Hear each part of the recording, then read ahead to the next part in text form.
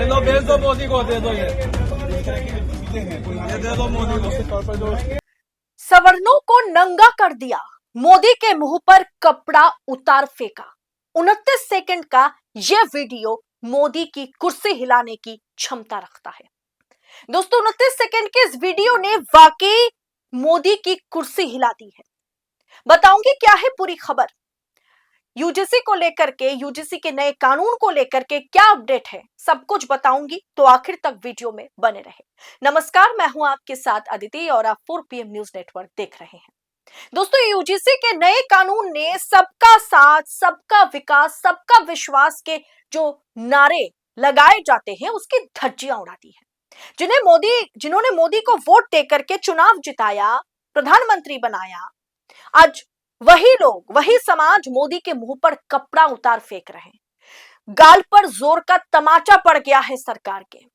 भाजपा के लिए कहा जाता है कि भाजपा को वोट करने वाले पिछड़ा वर्ग नहीं है, दलित समाज नहीं है, भाजपा को वोट करने वाले सवर्ण है, सवर्णों की पार्टी है भारतीय जनता पार्टी, यही कहा जाता है भाजपा के लिए।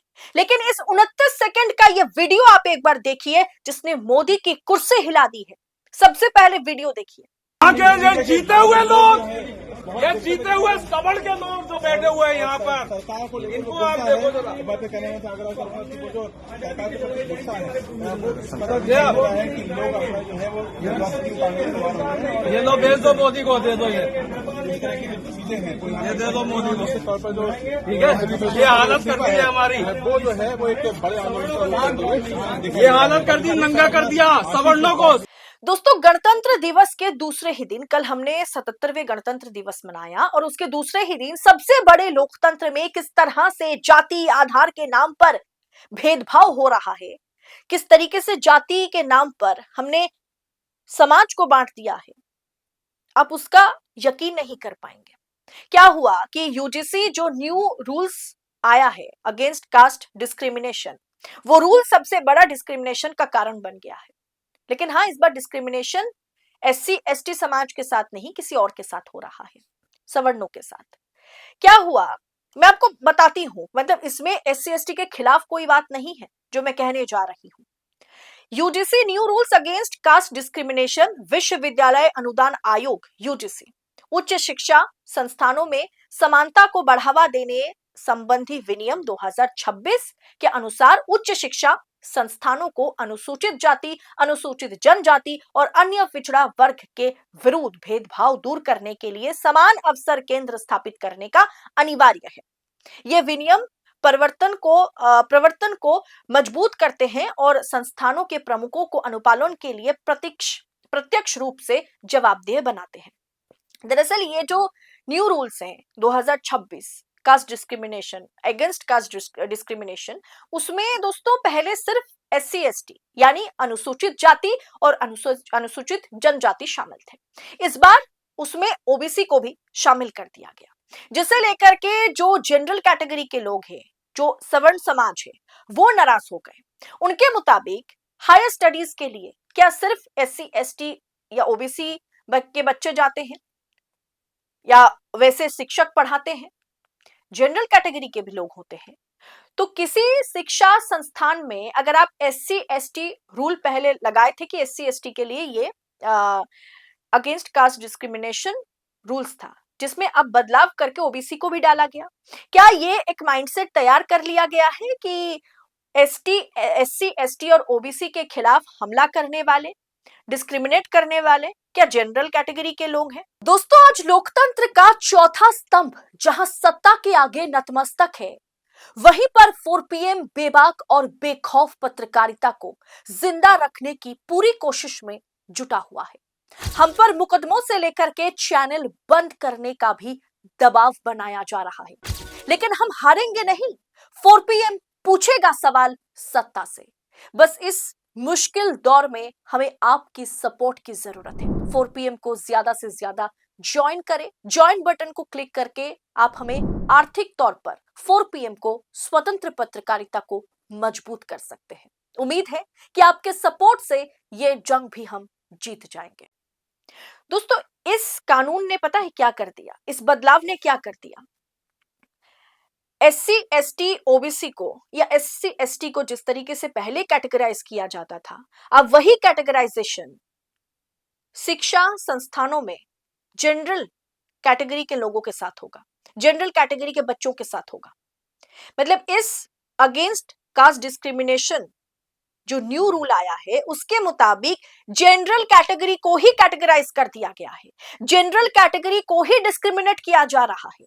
ऐसा लग रहा है कि एससी एसटी ओबीसी एक तरफ है और जनरल कैटेगरी को एक तरफ कर दिया गया है। इनके खिलाफ हमला करने वाले सारे जनरल कैटेगरी के लोग होंगे, बच्चे होंगे, शिक्षक होंगे।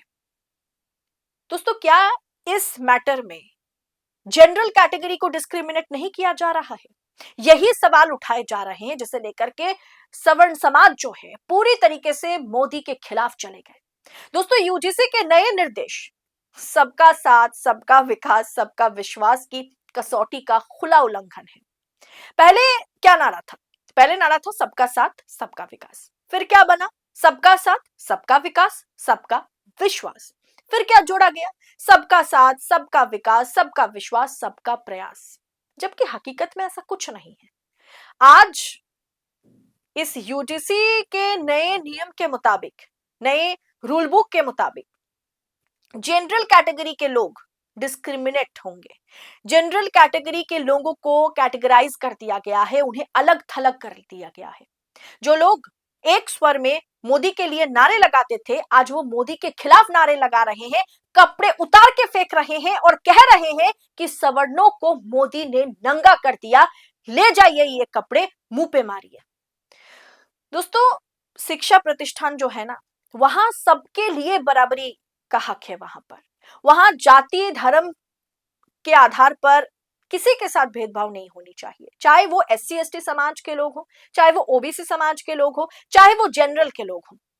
किसी भी शिक्षा प्रतिष्ठान में एक ऐसी संस्था है जहां किसी भी व्यक्ति के साथ, चाहे वो शिक्षक हो, चाहे वो पियोन हो, चाहे वो स्टूडेंट हो, चाहे वह काम करने वाले क्लरिकल पोस्ट के लोग हों, किसी के साथ भी जाति धर्म के आधार पर डिस्क्रिमिनेशन नहीं हो सकता। और सरकार को राष्ट्रीय हित के लिए इस चीज को आज के दिन में सुनिश्चित करना चाहिए, ना कि उसमें एससी एसटी और ओबीसी को आपने एक कर दिया और जनरल कैटेगरी के लोगों को आपने एक कर दिया, सवर्णों को आपने अलग थलग कर दिया। क्यों? इसका जवाब क्या सरकार दे पाएगी? दोस्तों, आज सवर्ण समाज जो है पूरी तरीके से सरकार के खिलाफ हो गया है और इसका खामियाजा हर एक चुनाव में, खास करके उत्तर प्रदेश चुनाव में भारतीय जनता पार्टी को सबसे ज्यादा भुगतने होंगे। क्योंकि ये जो काउबेल्ट है, यहां सबसे ज्यादा जाति के आधार पर, धर्म के आधार पर वोट डाले जाते हैं और यहां सवर्णों के साथ आज यूसीजी के नए नियम में बदलाव करके सरकार ने जो किया है, या तो सरकार बैकफुट पर आएगी, या तो मोदी जी को बैकफुट पर आना पड़ जाएगा, या फिर इसका खामियाजा चुनाव में भुगतने होंगे। दोस्तों, इस पूरे विषय पर आपकी राय क्या है? क्या आपको नहीं लगता कि शिक्षा प्रतिष्ठान में हर किसी के लिए बराबर की जगह होनी चाहिए, हर किसी को बराबरी, हर किसी को इक्वालिटी का माहौल दिया जाना चाहिए? वहां एससी एसटी और ओबीसी को सुरक्षा प्रदान करने के लिए आप यहां पर जनरल कैटेगरी के लोगों को कैसे अलग थलग कर सकते हैं? क्या उन्हें सुरक्षा की जरूरत नहीं है? हम मानते हैं कि एससी एसटी, अनुसूचित जनजाति, पिछड़ा वर्ग के साथ आज भी अत्याचार होता है। क्या हर किसी तक सरकार हर तरीके का जो सहूलियत है वो उपलब्ध करा पाती है? इस जगह पर शिक्षा संस्थानों में सबके लिए बराबर की जगह होनी चाहिए। कहीं पर किसी के साथ अगर जाति धर्म के आधार पर भेदभाव किया जाता है तो सबके खिलाफ एक्शन लेना होगा। इसमें कौन किस जाति से है, क्या उसे देखना और एससी एसटी ओबीसी को एक करके इस तरीके से जनरल कैटेगरी को अलग थलग करना या जनरल कैटेगरी को डिस्क्रिमिनेट करना, क्या anti discrimination caste anti caste discrimination के जो लॉ है उसके खिलाफ ये नहीं जाता? आप क्या सोचते हैं इस पर कमेंट बॉक्स में बताइएगा जरूर। बाकी ऐसी तमाम खबरों को यूं ही पड़ताल के साथ पाने के लिए 4 PM न्यूज नेटवर्क के साथ बने रहे।